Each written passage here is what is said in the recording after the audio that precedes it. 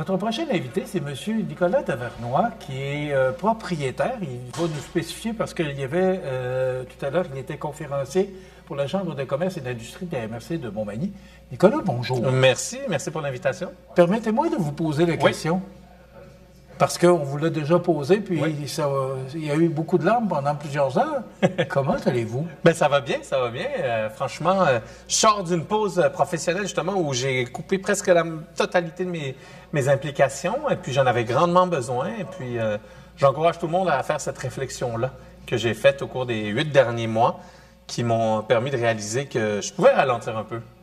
Comment vous trouvez ça? Parce que vous êtes propriétaire d'une entreprise Pure Vodka et vous êtes également dragon. Exactement. Pendant 6 ans, je l'ai été. Bon.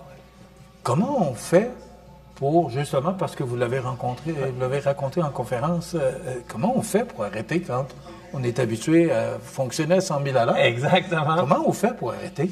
Bien, je crois qu'il faut s'écouter à un moment donné, ce que je n'ai pas fait. Donc, c'est important d'avoir un entourage. C'est sûr que ma femme, mes amis, mes collègues m'envoyaient des petits messages de temps en temps que trop souvent on n'écoute pas. Mais à un moment donné, quand la fatigue ne part jamais, quand il y a un peu de manque de concentration, il y a de la procrastination, un peu de cynisme, surtout dans l'univers dans lequel on vit qui est assez complexe, à un moment donné, la vie t'envoie des messages aussi. Puis c'est en se regardant dans le miroir qu'on peut pas on réalise qu'on ne peut pas se mentir. Et puis ça a pris du temps que je prenne cette décision-là, mais une fois qu'elle était prise, ben, je ne l'ai pas regretté. Mais comment on fait pour réaliser qu'on a... c'est l'entrevue ou la conférence a eu lieu pendant la semaine de la santé mentale, et vous l'avez dit, là, vous n'êtes pas porte-parole, mais quand même, le fait que vous nous en parliez, ça nous fait réagir, parce que je suis moi-même entrepreneur. Comment on fait pour s'apercevoir qu'on est en train, justement, de tomber dans... Bien, c'est surtout quand tu es entrepreneur et puis tu perds cette flamme-là, tu sais, ça dit tout. Tu sais, tu perds la motivation que tu as au quotidien. Tu es beaucoup moins, comment je pourrais dire, impliqué, je dirais 24 heures sur 24, quand on a une entreprise. C'est là que, tu sais, il y a des signaux et puis on réalise que, peut-être que c'est pas juste passager, ces problèmes-là, que c'est beaucoup plus grand que juste un spleen ou une petite fatigue passagère.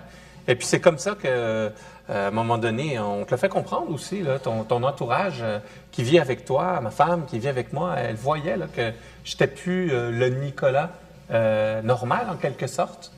Je restais passionné par ce que je faisais, mais j'avais tellement moins d'énergie à consacrer à ce que je faisais.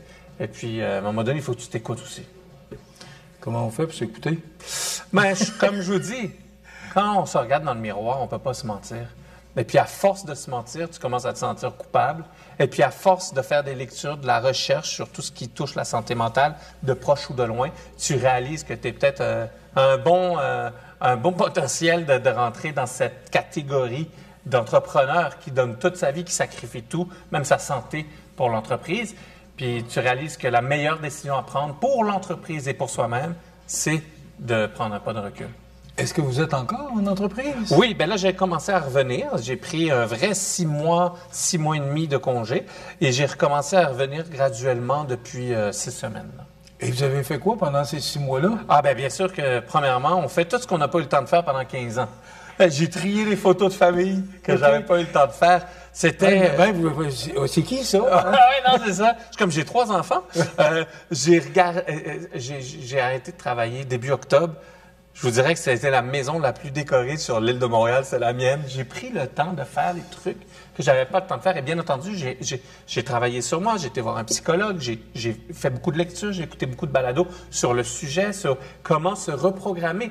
Parce que tout est une question d'équilibre. Puis j'avais perdu l'équilibre que j'avais pourtant eu à un certain moment, mais j'en prenais trop, j'en faisais trop, j'étais entièrement dédié à tous mes projets, mais j'avais mis ma santé de côté, ma vie de côté. Est-ce que vous aviez déjà eu des signes avant-coureurs avant d'avoir l'entreprise? Puis, Non, ça fait longtemps que j'ai l'entreprise, puis j'avais jamais vieilli avant. Donc, c'est sûr que non seulement tu es entrepreneur, il y a 3 enfants qui rentrent dans cette nouvelle réalité-là, et c'est pas de leur faute, mais c'est une charge de plus. Il y a l'âge. Encore une fois, je me suis lancé, j'avais 20 ans, là, j'ai 44. Donc, c'est clair que toute cette accumulation-là, puis je vous dirais que les 4 dernières années, géopolitiquement, à travers le monde, ça n'a pas été extrêmement simple, énormément de stress, énormément de crises à gérer, que ce soit l'inflation, le changement d'habitude de consommation, les incertitudes avec nos partenaires du Sud, la pandémie. À un moment donné, ça fait beaucoup. Puis quand tu ne fais qu'accumuler, à un moment donné, tu ne peux plus tout soutenir. Est-ce que c'est un danger qui guette les autres entrepreneurs? Parce que, justement, vous l'avez dit, la COVID, ça a été difficile pour les entrepreneurs et les entreprises. Après quoi, l'inflation, la hausse des taux d'intérêt. Là, c'est notre président, notre voisin président. Est-ce qu'il n'y a pas un danger qui guette tous les entrepreneurs? Bien, je vous dirais que quand on regarde les statistiques, parce que j'ai commencé... Non, exactement. Puis j'ai commencé à m'éduquer sur le sujet parce que je voulais comprendre. Et puis, quand on regarde les statistiques entrepreneuriales, c'est catastrophique, c'est encore pire que dans la population. Effectivement, les entrepreneurs ne sont pas en bonne santé mentale. Ils prennent beaucoup sur les épaules. Ils ont très peu de temps de répit. Il y a toujours une nouvelle taxe, une nouvelle inflation, un nouveau tarif qui débarque sans rien demander. Il y a eu une pénurie de main-d'œuvre très importante qui existe encore.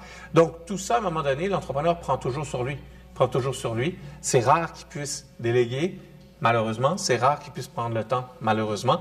Et donc, à un moment donné, ça les affecte particulièrement. Nicolas, vous avez été pendant plusieurs années Dragon, l'émission des Dragons, qui est très populaire. Oui. Puis on s'amusait beaucoup à vous voir co-animer cette émission-là. Vous êtes un personnage connu en raison de la télévision, mais aussi comme entrepreneur.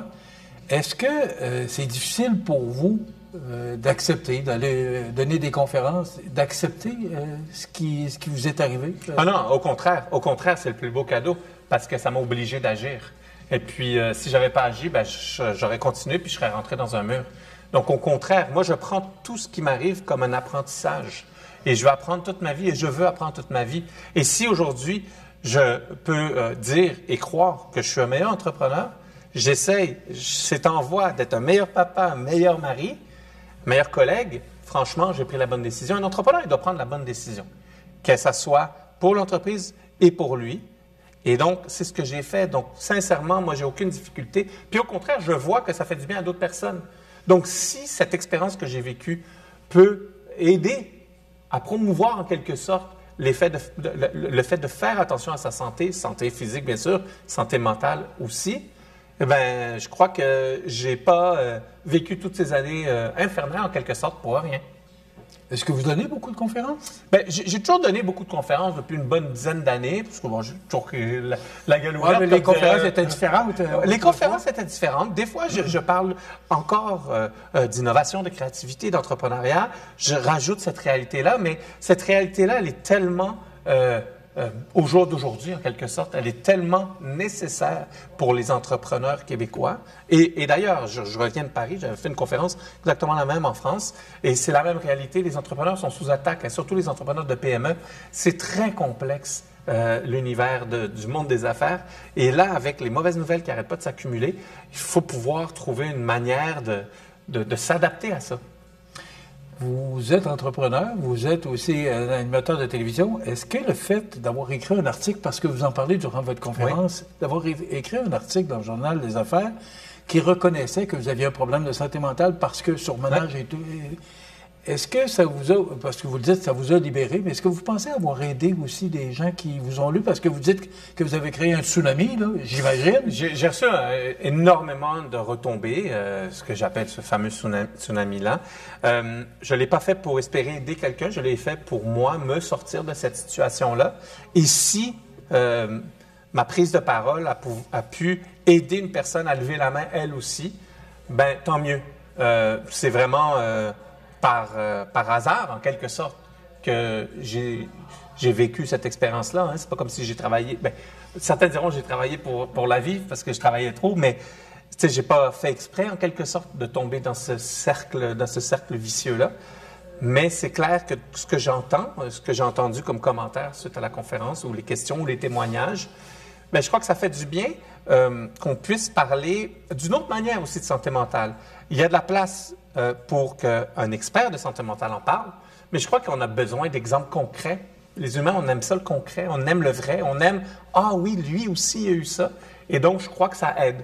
Après, comme je l'ai dit, moi, je ne suis pas un porte-parole de ça. Moi, je raconte mon parcours. Est-ce que, parce que là, vous avez recommencé tranquillement, retourner au travail, là, puis je pense que vous prenez les moyens pour pas retomber avant. Ouais, exact. Est-ce qu'on reste fragile? Est-ce que c'est une inquiétude que vous avez? Moi, je vous dirais que c'est pas une question de fragilité, c'est une question d'équilibre. J'ai pas été nécessairement fragile parce que c'est que j'en prenais trop. C'est vraiment une question d'équilibre de la santé mentale. Et puis, il faut réapprendre à travailler plus intelligemment. C'est juste pas tomber dans les pièges de la facilité, pas tomber dans le piège de la gestion multitâche, pas tomber dans le piège d'être toujours plus performant. Des fois, être moins performant, c'est ce qu'il faut faire. Des fois, c'est la décision à prendre, c'est de rien foutre de la journée. Il y a des journées qu'on a besoin de faire ça. On ne se permet pas assez. On est obsédé par la performance à tout prix. On est obsédé par atteindre les plus hauts sommets. Il n'y a rien de mal de vouloir être numéro un dans ce que tu fais. C'est un objectif que j'ai. Sauf que je crois qu'il y a une autre manière d'atteindre cet objectif-là. Je suis convaincu qu'on peut réussir, plus que convaincu, on peut réussir tout en faisant attention à sa santé. Il y a deux types de succès. Il y a le succès externe, son entreprise, mais il y a le succès interne, sa santé. Et les deux sont compatibles. Ils ne sont pas incompatibles. Ils doivent travailler ensemble. Puis je crois justement que c'est les entrepreneurs qui ont appris ou qui ont découvert ou qui ont développé leur équilibre qui sont les mieux outillés aujourd'hui sur le marché. On parle du passé, un peu le présent. Vous voyez l'avenir comment? Ah là là! Je dirais en blague, quatrième enfant, ma femme dirait non. Je vous dirais que le futur se veut différent sous toutes ses formes. Parce que quand on vit une expérience comme ça, quand on a eu un épuisement, ben c'est clair qu'on ne veut pas retomber dans les vieilles pantoufles puis les vieilles habitudes. Donc, nouvelles tâches, nouvelles responsabilités, recentrage de son ou mes forces. Et puis, c'est comme ça que je le vois. Je le vois avec beaucoup d'excitation parce que j'ai traversé une étape qui m'a rendu encore plus intelligent. Envers moi-même. Et puis moi qui cherche toujours à en savoir plus, moi qui cherche toujours à m'améliorer, bien, sincèrement, je trouve que c'est une étape importante que j'ai traversée et dont je suis fier. Est-ce que vous pensez que vous allez être capable je vous le garantis. De continuer au rythme que vous êtes là? Oui? Je vous le garantis. Une fois que je me vois de l'extérieur, ça fait juste 8 mois, mais je me vois de l'extérieur. Et puis, non, je ne retourne pas là. Nicolas, je ne peux pas m'empêcher de vous poser la question comme homme d'affaires, comme démarrage d'entreprise aussi, que vous avez tellement bien réussi. Au niveau du monde des affaires, comment vous voyez, là, avec ce qui se passe avec les voisins américains, comment vous voyez le monde des affaires au cours des prochaines années? Est-ce que ça va être difficile? C'est très rock'n'roll, c'est très incertain. C'est parce qu'on fait affaire avec un personnage qui est pas contrôlable en quelque sorte et qui n'est pas prévisible. Un jour, il peut t'aimer, 2 minutes après, il va dire le contraire. Donc ça, je crois que c'est ce qui pèse le plus lourd dans le monde des affaires, c'est l'incertitude. Le monde des affaires n'aime pas l'improvisation, n'aime pas l'incertitude. On fait tout pour essayer de tout prévoir et puis pour tout s'assurer de tout voir venir. Là, lui, il peut se réveiller du jour au lendemain puis mettre un tarif comme hier sur les films, tout d'un coup, les films extérieurs, sans vraiment de raison de ce qu'on peut comprendre. C'est vraiment selon les humeurs. Donc, je crois que les 2 prochaines années, jusqu'aux élections mi-mandat des États-Unis, je crois qu'il va falloir être patient, attendre que la tempête passe, tout faire pour pouvoir traverser ce moment-là. Et je crois bien que l'électeur américain va le remettre à sa place et va pas lui permettre de continuer ce saccage qu'il fait autant pour son économie, sa propre économie, que pour les économies étrangères.